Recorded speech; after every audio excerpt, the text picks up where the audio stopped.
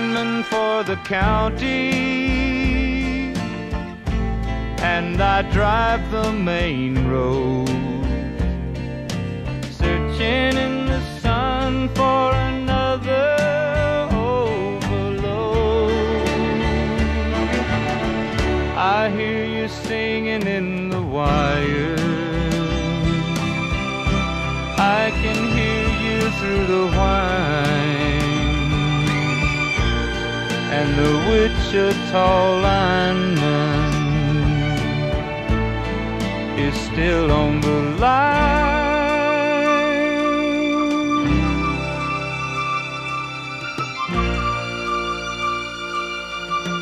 I know I need a small vacation, but it don't look like rain. And if it snows, that stretch down south won't ever stand the strain. And I need you more than want you, and I want you for all time. And the Wichita lineman is still on the line.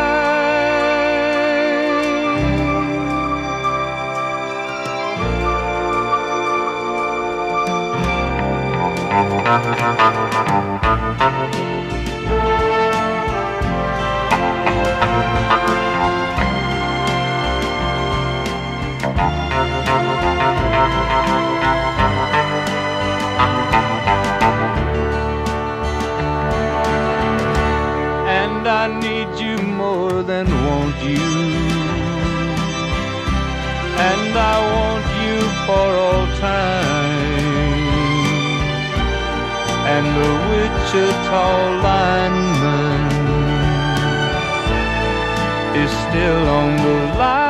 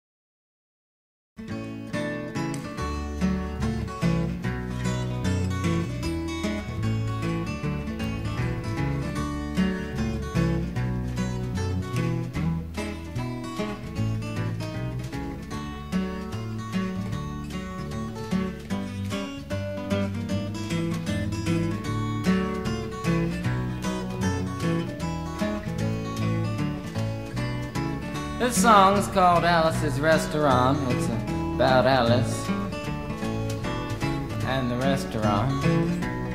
But Alice's Restaurant is not the name of the restaurant, that's just the name of the song. And that's why I call the song Alice's Restaurant.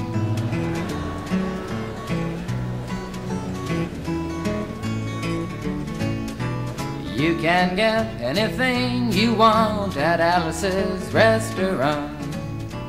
You can get anything you want at Alice's Restaurant.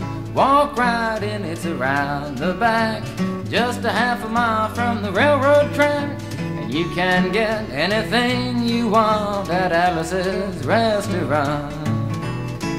Now it all started 2 Thanksgivings ago. It was on 2 years ago on Thanksgiving when my friend and I went up to visit Alice at the restaurant. But Alice doesn't live in the restaurant. She lives in the church nearby the restaurant in the bell tower with her husband Ray and Facha the dog. And living in the bell tower like that, they got a lot of room downstairs where the pews used to be. And having all that room, seeing as how they took out all the pews, they decided that they didn't have to take out their garbage for a long time. We got up there, we found all the garbage in there, and we decided it'd be a friendly gesture for us to take the garbage down to the city dump. So we took the half a ton of garbage, put it in the back of a red VW microbus, took shovels and rakes and implements of destruction, and headed on toward the city dump. Well, we got there, and there's a big sign and a chain across the dump saying closed on Thanksgiving, and we had never heard of a dump closed on Thanksgiving before, and with tears in our eyes, we drove off into the sunset looking for another place to put the garbage. We didn't find one till we came to a side road, and off the side of the side road was another 15-foot cliff, and at the bottom of the cliff was another pile of garbage, and we decided that one big pile was better than two little piles, and rather than bring that one up, we decided to throw ours down. That's what we did. Drove back to the church, had a Thanksgiving dinner that couldn't be beat, went to sleep and didn't get up until the next morning when we got a phone call from Officer Obie. He said, "Kid, we found your name on an envelope at the bottom of a half a ton of garbage, and just wanted to know if you had any information about it." And I said, "Yes, sir, Officer Obie, I cannot tell a lie. I put that envelope under that garbage."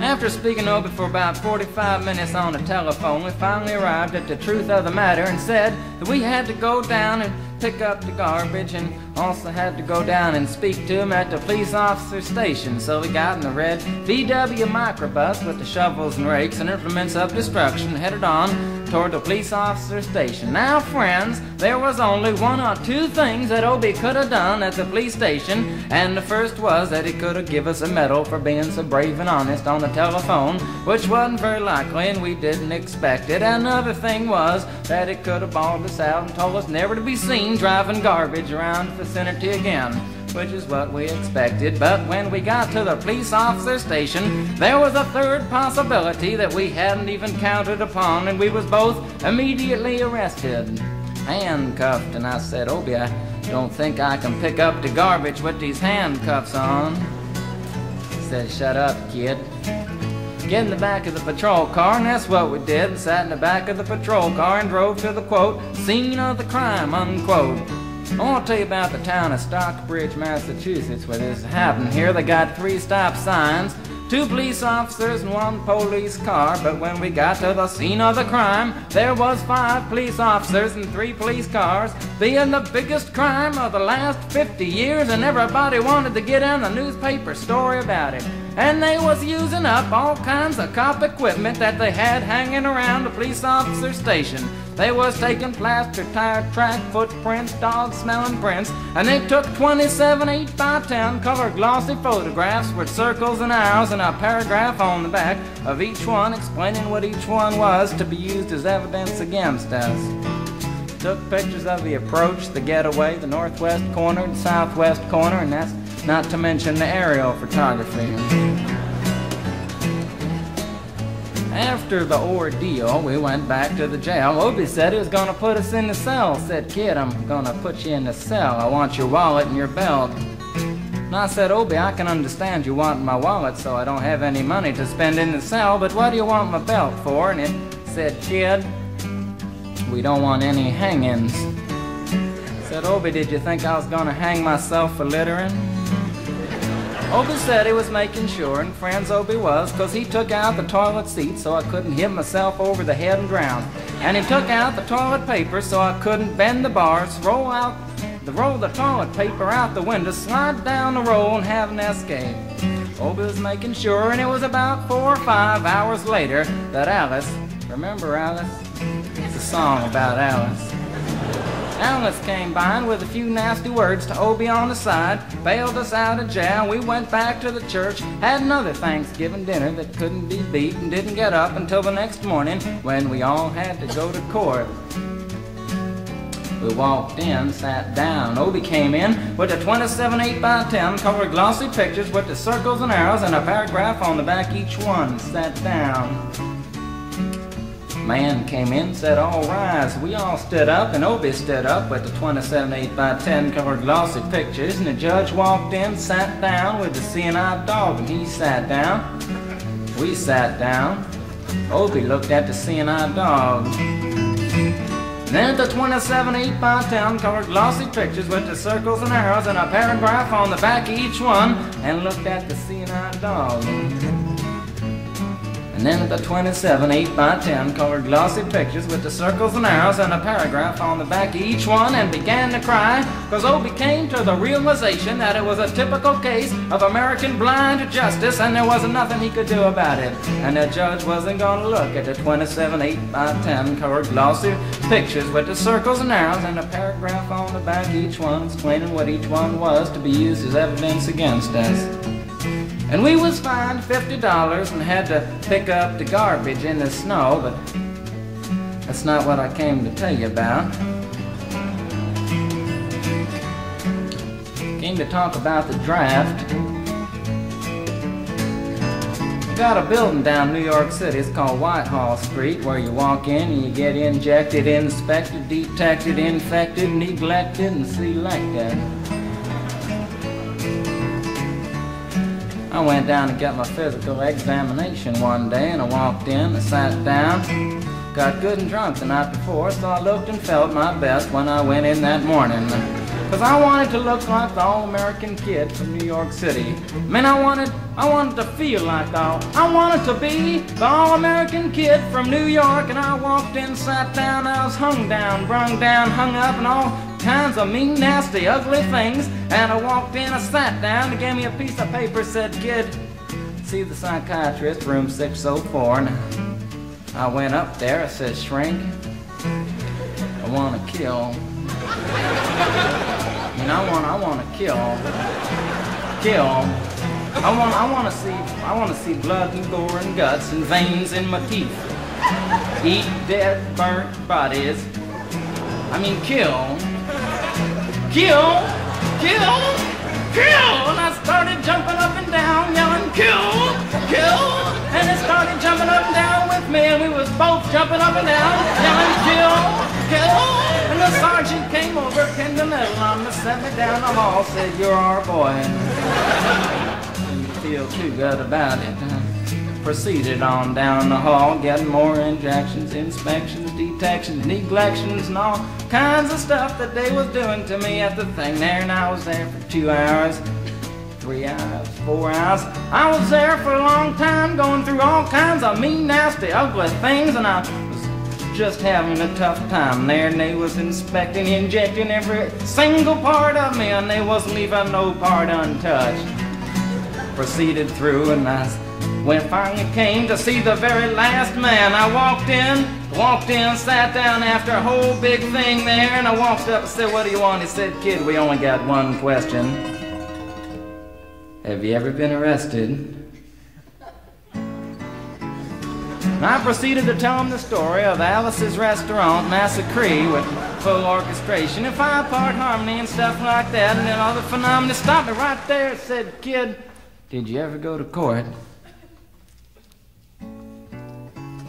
I proceeded to tell him the story of the 27 8x10 colored glossy pictures with the circles and arrows and a paragraph on the back of each one. It stopped me right there and said, "Kid, I want you to go over and sit down on that bench that says Group W. Now, kid."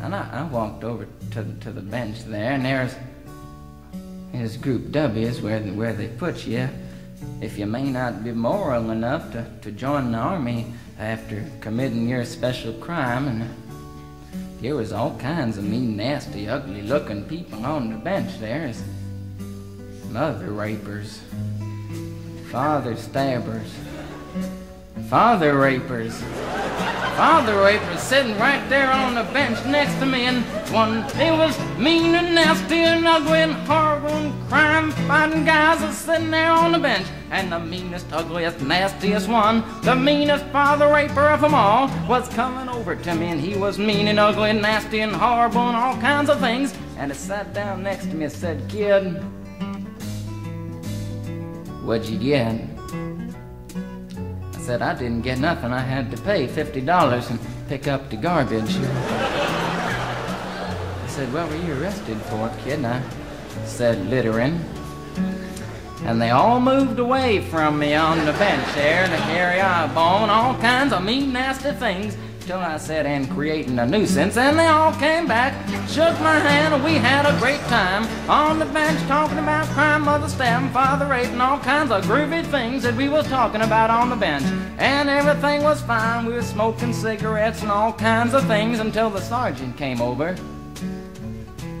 Had some paper in his hand, held it up and said, "Kids, this piece of paper's got 47 words, 37 sentences, 58 words. We want to know details of the crime, time, the crime, and that kind of thing. You got to say turn about the crime, want to know the rest of the officer's name, and that kind of thing. You got to say." And it talked for 45 minutes, and nobody understood a word that he said, but we had fun filling out the forms and playing with the pencils on the bench there. And I filled out the massacre with the 4-part harmony and wrote it down there just like it was, and everything was fine. And I put down a pencil and I turned over the piece of paper, and there on the other side, in the middle of the other side, away from everything else on the other side, in parentheses,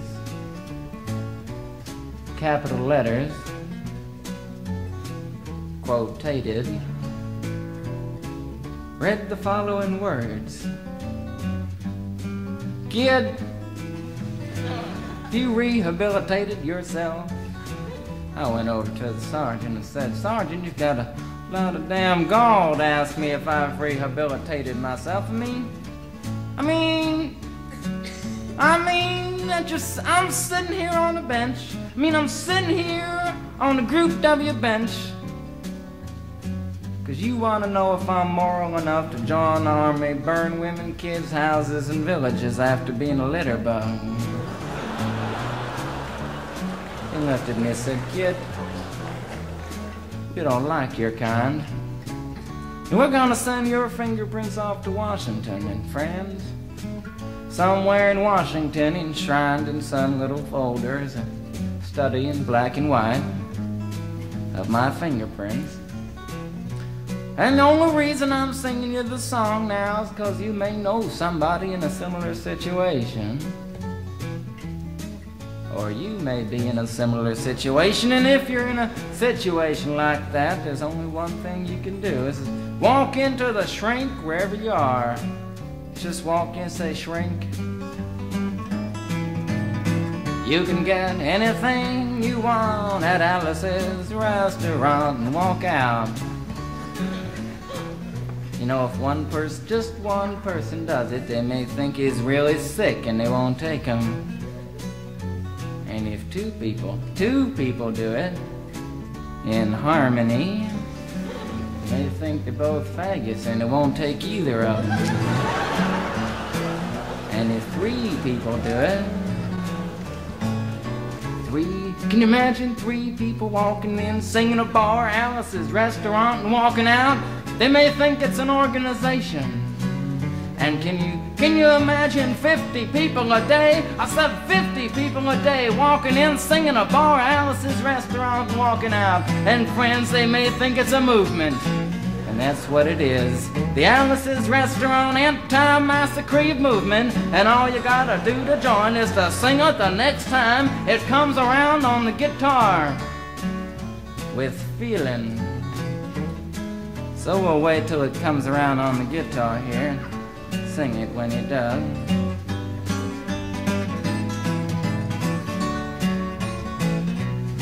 Here it comes.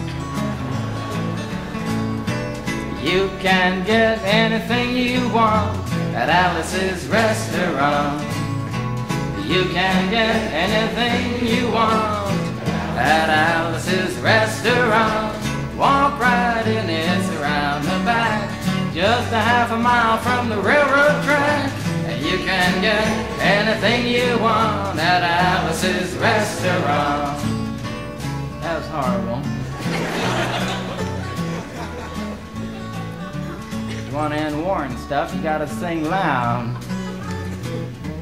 You could put a lot. I've been singing the song now for 25 minutes. I could sing it for another 25 minutes. I'm not proud or tired. So we'll wait till it comes around again, and this time with 4-part harmony and feeling. We're just waiting for it to come around is what we're doing.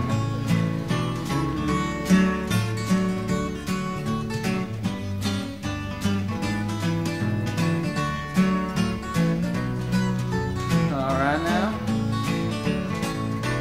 You can get anything you want at Alice's restaurant. Excepting Alice, you can get anything you want at Alice's restaurant. So walk right in, it's around the back, just a half a mile from the railroad track.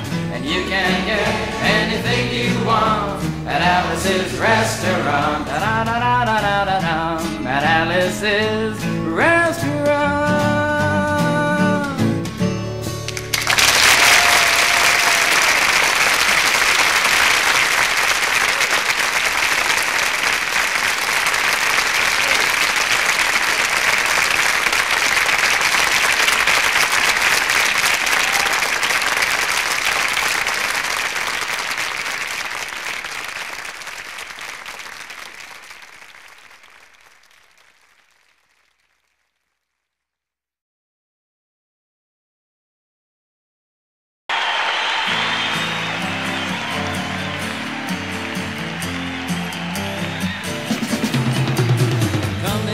London from over the pole, flying in a big airliner, chicken flying everywhere around the plane.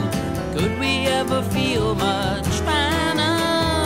Coming into Los Angeles, bringing in a couple of keys. Don't touch my bags if you please, Mr. Customs Man. Yeah. Ticket to Mexico. No, he couldn't look much stranger, walking in a hall with his things and all.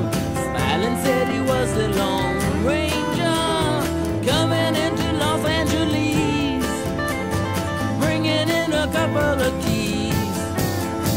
Don't touch my bags if you please, Mr. Customs Man.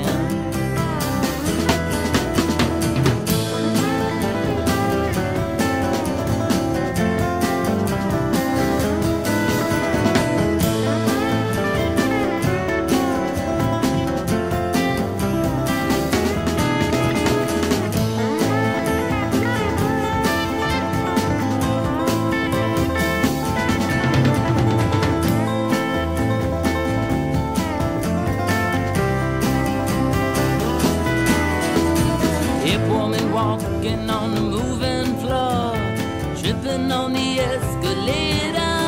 There's a man in the line and she's blowing his mind, thinking that he's already made her. Coming into Los Angeles, bringing in a couple of keys. Don't touch my bags if you please, Mr. Customs Man. Coming in from London from over the pole, flying in a big airliner, chicken flying everywhere around the plane. Could we ever feel much finer? Coming into Los Angeles, bringing in a couple of keys. Don't touch my bags if you please, Mr. Customs Man. Yeah, all right.